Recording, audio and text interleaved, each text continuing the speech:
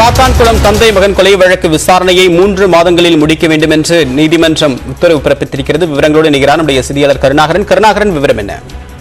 தேவப்பிரியன், அதாவது கடந்த 2020ஆம் ஆண்டு ஜூன் மாதம் கொரோனா காலத்தின் பொழுது சாத்தான்குளம் வணிகர்களான ஜெயராக்ஸ் பென்னிக்ஸ் ஆகியோரை காவல் நிலையத்துக்கு அழைத்துச் சென்று கொடூரமாக தாக்கியதால் அவர்கள் கோயில்பட்டி அரசு மருத்துவமனையில் உயிரிழந்தனர். இந்த சம்பவம் பெரும் பரப்பாக பேசப்பட்டது. இதைத் தொடர்ந்து அந்த சாத்தான்குளத்தில் பணிபுரிந்த காவல் ஆய்வாளர் ஸ்ரீதர் உள்பட 9 காவலர்கள் கைது செய்யப்பட்டு தற்போது மதுரை சிறையில் உள்ளனர்.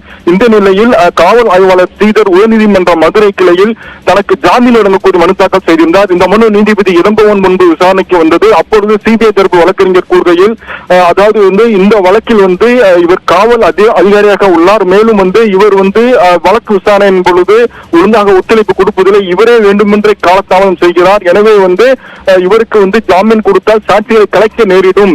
மேலும் இன்றும் முக்கியமான 6 சாட்சிகளே உள்ளது. அதாவது காவலர்களான ரேவதி, பியூலா நேரடி சாட்சிகளை விசாரித்து முடித்து விட்டோம்.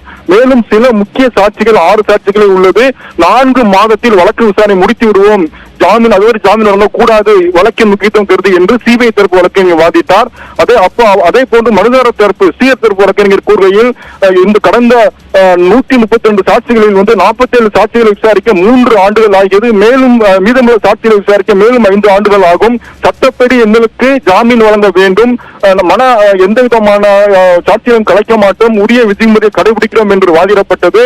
இதைத் தொடர்ந்து இருதரப்பு வாதங்கள் கேட்டிருந்த நீதிபதி இளங்கோவன் வழக்கின் முக்கியத்துவம் கருதி இந்த ஜாமீன் வழங்கக்கூடிய மனுவை தள்ளுபடி செய்தார். அதே நேரத்தில் இந்த வழக்கு விசாரணையை 3 மாதங்களில் முடிக்க வேண்டும் என்று இந்த வழக்கு விசாரணை நடைபெறும் மதுரை மாவட்ட நீதிமன்றத்திற்கு உத்தரவிட்டார். தேவப்பிரியன், உங்களுடைய விரிவான தகவலுக்கு நன்றி கருணாகரன். இன்ஸ்டாகிராம்